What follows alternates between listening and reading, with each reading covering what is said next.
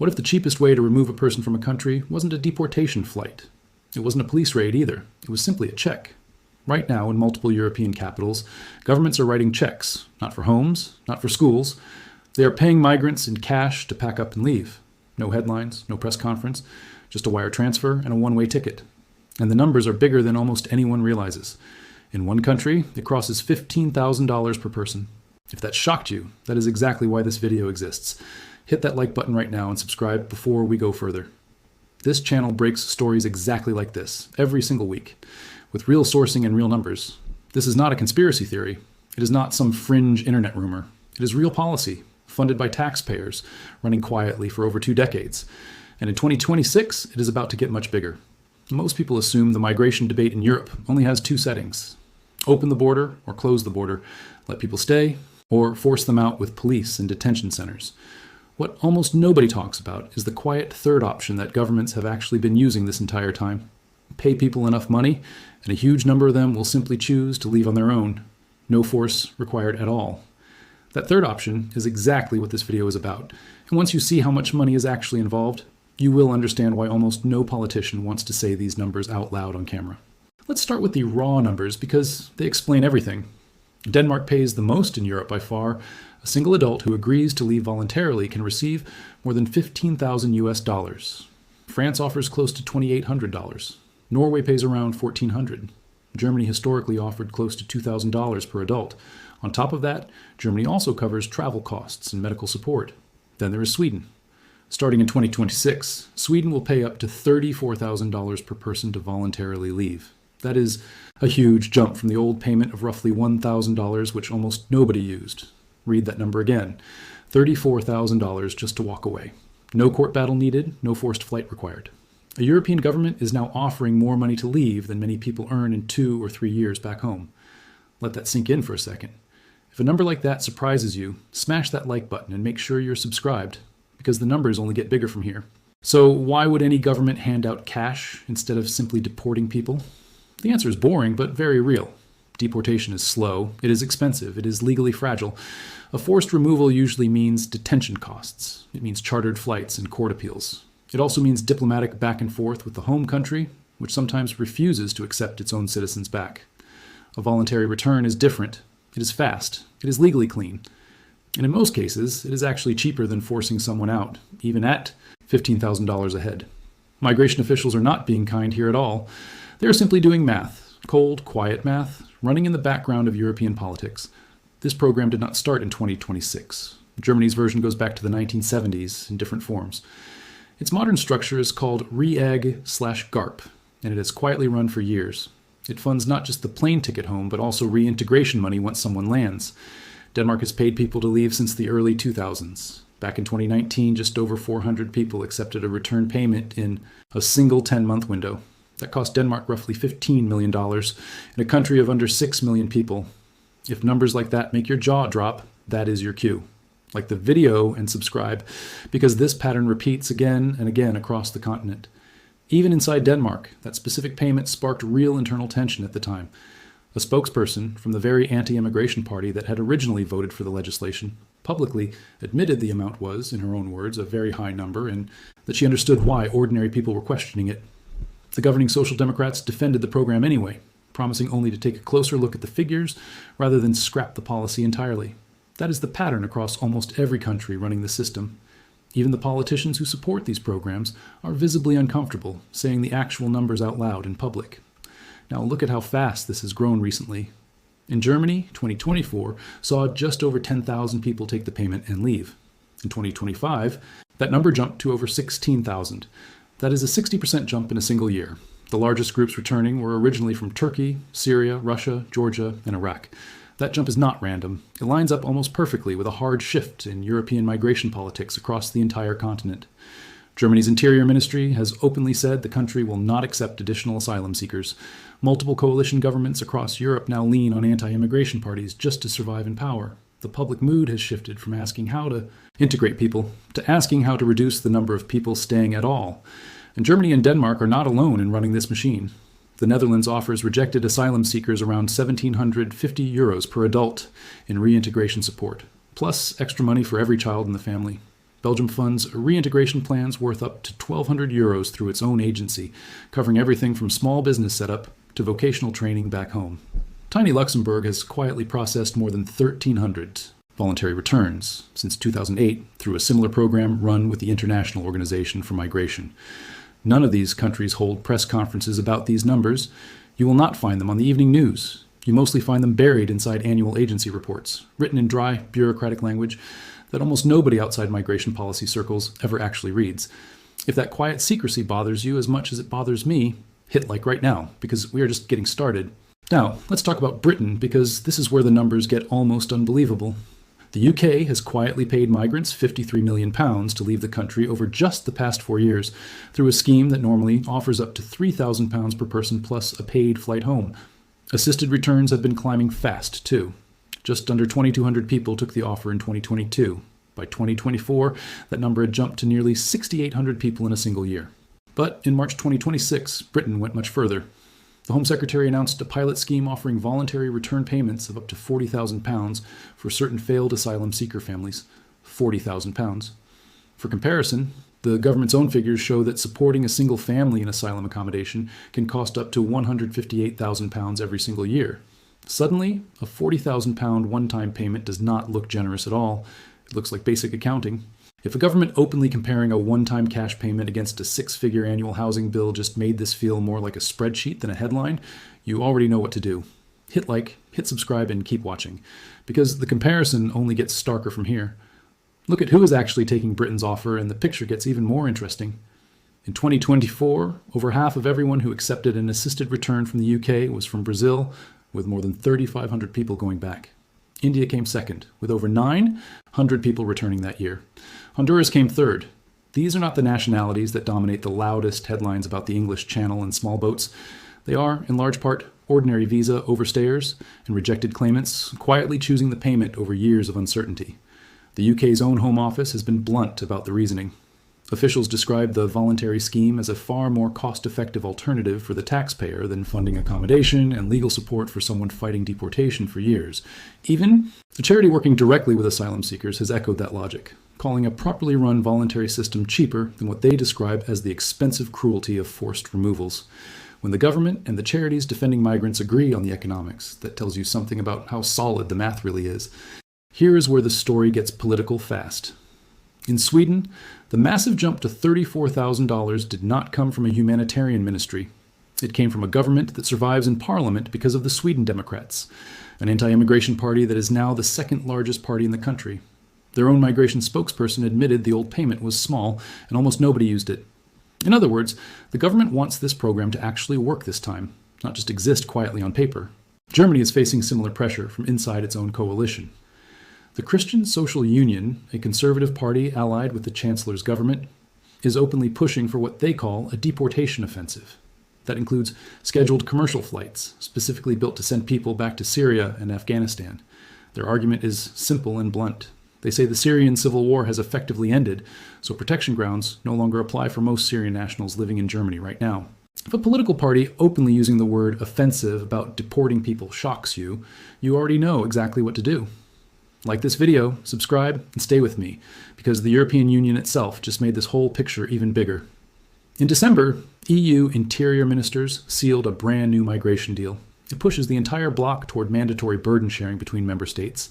Countries that refuse to accept relocated asylum seekers can instead pay into a shared fund. The original number on the table was €20,000 per person a country declines to take. That figure was later negotiated down as part of a wider package, but the underlying principle survived completely intact. The same deal tightens return rules starting in 2026. It allows longer detention periods for people awaiting removal from the country. It also allows home raids, specifically to enforce deportation orders. Legal experts have warned this specific provision is written broadly enough that it could extend to the homes of ordinary citizens accused of sheltering someone who is legally supposed to leave. Think about that for 1 second. Not just migrant housing. Regular citizens' private homes, potentially, under the right legal reading of this new rule. So, what you are actually watching here is not one country's isolated little experiment. It is a genuine continent-wide shift in strategy. The pay-to-leave programs are simply the softer, more publicly acceptable front door of this system. Behind that door sits a much harder enforcement machine, and that machine is already being built right now, piece by piece. Now here's the honest question everyone actually wants answered. Does any of this actually work in practice? In the narrow sense, yes, mostly it does. Voluntary return numbers are climbing sharply across almost every country we've mentioned. These programs are faster and legally far less contested than forced deportation ever is. Governments avoid the ugly images of police physically boarding someone onto a plane while they resist and struggle. They avoid drawn-out court battles too, which can take years to resolve. They also avoid awkward diplomatic standoffs with home countries that sometimes simply refuse to issue proper return paperwork at all. But there is a serious crack running through this entire system, and European reporting has finally started exposing it publicly. Some people who take the payment to leave are quietly coming right back. Germany's own return program has a documented, well-recorded re-entry problem. Investigative reporting has tracked real, verified cases. Migrants accepted the one-time payment. They took the travel costs and reintegration support offered to them. They flew home exactly as the program intended. Then, months or sometimes years later, a portion of them simply re-entered the European Union again, sometimes under a different identity, sometimes through a completely different member state's border, crossing entirely. Once back inside, they re-enter the asylum system from scratch, almost as if nothing had happened before at all. Over the past decade, more than 15,000 people who received a payment specifically to leave Germany have been recorded coming back into the country afterward. 15,000 people. If that number just made you sit up straight in your chair, hit like right now and make absolutely sure that subscribe button is already pressed.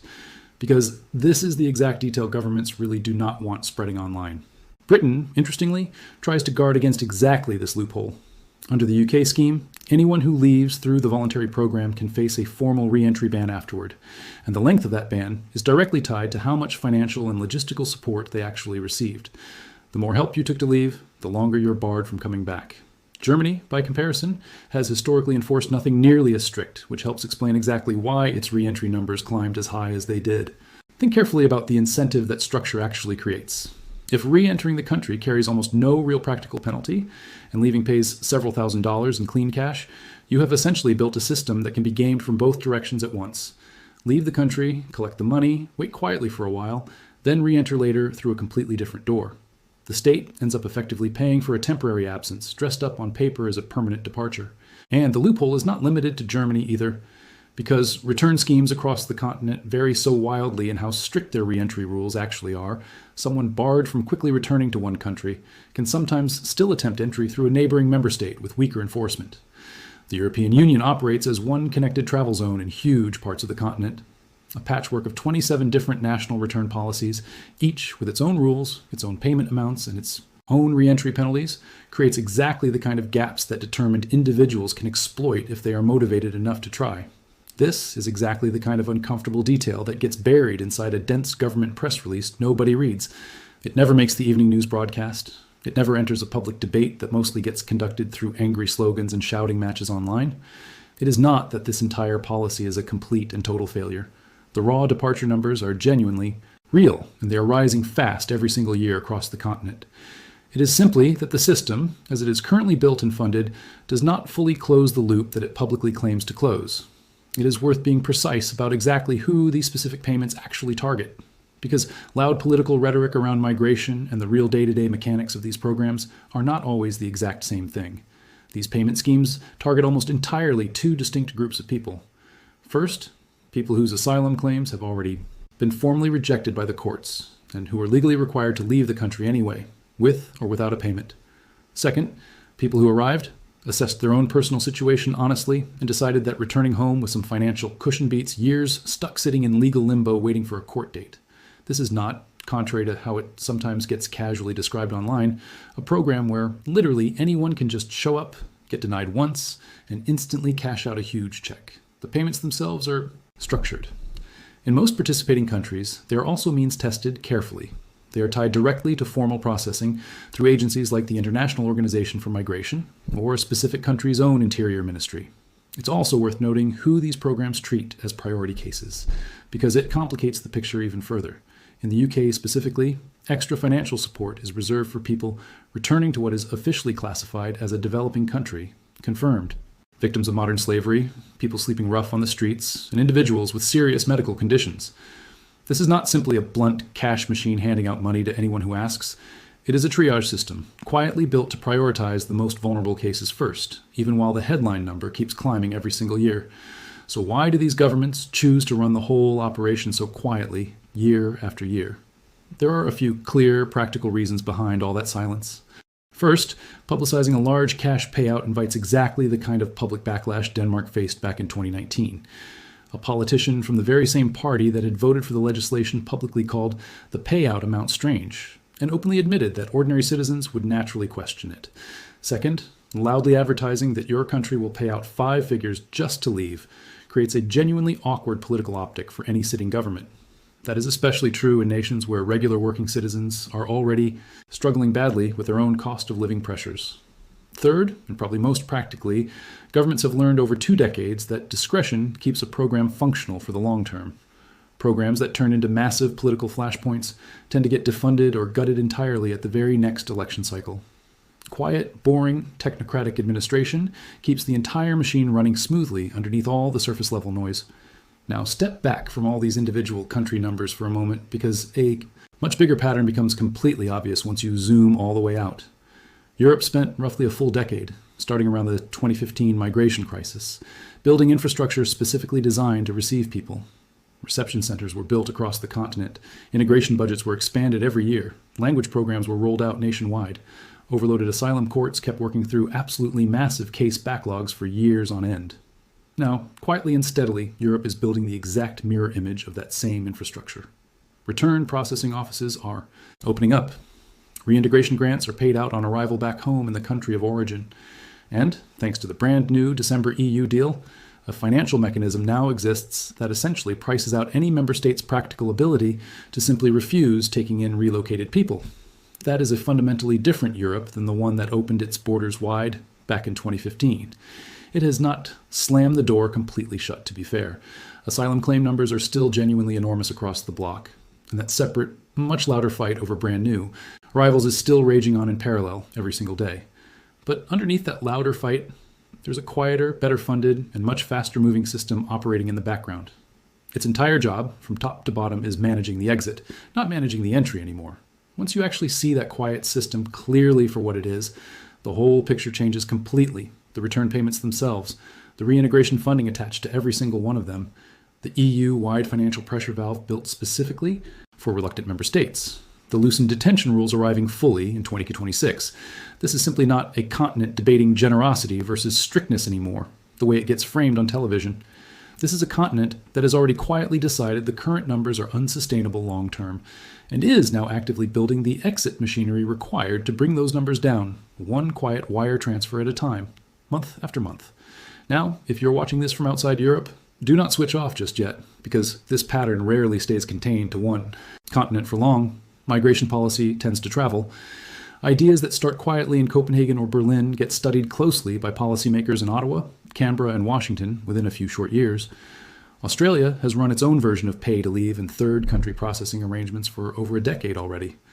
If European cash for departure programs are shown to genuinely work at scale, do not be surprised when very similar proposals start quietly showing up on ballots and budget documents far outside Europe's own borders. If a friend of yours still thinks all of this sounds like an exaggerated internet rumor someone made up, send them straight to this video right now.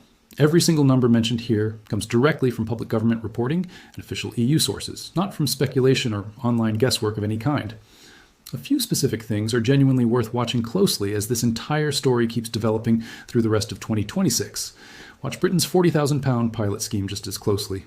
It launched in March 2026 as a small, limited trial aimed at a specific group of families stuck in asylum accommodation. Ministers have already signaled that if voluntary departures rise the way they hope, the scheme could expand across the entire asylum system. A small pilot today can quietly become the new national standard within a single budget cycle. And this is exactly the kind of policy that tends to expand quietly rather than through any dramatic announcement. Watch Sweden's actual real-world uptake numbers closely once that $34,000 payment officially kicks in. The government there is essentially betting that raising the payment amount 30 times over will finally get people to actually use a program almost nobody bothered touching at the old, much lower rate. If the real-world numbers barely move even after that massive increase, it tells you clearly that the payment amount itself was never really the true blocker in the first place. Watch Germany's continued political push for scheduled deportation flights specifically headed towards Syria. If that particular policy fully solidifies into actual law, it becomes one of the clearest real-world tests yet of whether a major European government is truly willing to forcibly return people to a country its own coalition partners still openly argue is not completely safe yet. Watch how quickly individual EU member states start tightening their own re-entry rules to match Britain's stricter approach as well. If Germany's 15,000 re-entry cases become a bigger public story over the next year, expect Berlin to face real pressure to close that exact gap. And watch the European Union's brand new financial contribution mechanism from December very closely as well. The one letting reluctant countries simply pay into a shared fund instead of physically accepting relocated asylum seekers onto their own soil. That specific number, and exactly how many countries ultimately choose to pay rather than accept people directly, will reveal far more about the real, actual state of European unity on migration than any polished summit statement ever possibly could. This entire story is going to keep evolving steadily through the rest of 2026, and probably well beyond it. Most of that quiet evolution will keep happening exactly the way it always has for the last 2 decades. Quietly, through ministries, budget lines, and internal government memos, while the loud, angry, emotional version of this same argument keeps playing out endlessly on television screens and comment sections everywhere online. Let's bring everything back together for a second before we close out. Denmark pays over $15,000 a person. Sweden is about to pay $34,000. Germany processed over 16,000 voluntary returns in 2025 alone, while also quietly seeing 15,000 people come right back over the past decade. Britain has already spent £53 million on this exact strategy, and is now piloting payments up to £40,000 per family. The Netherlands, Belgium, and Luxembourg all run smaller, quieter versions of the very same machine. And behind every single one of these national programs sits a brand new EU-wide deal, sealed this past December, that financially pressures every remaining holdout country to fall in line one way or another. Here is what is genuinely worth remembering as you close this tab and move on with the rest of your day.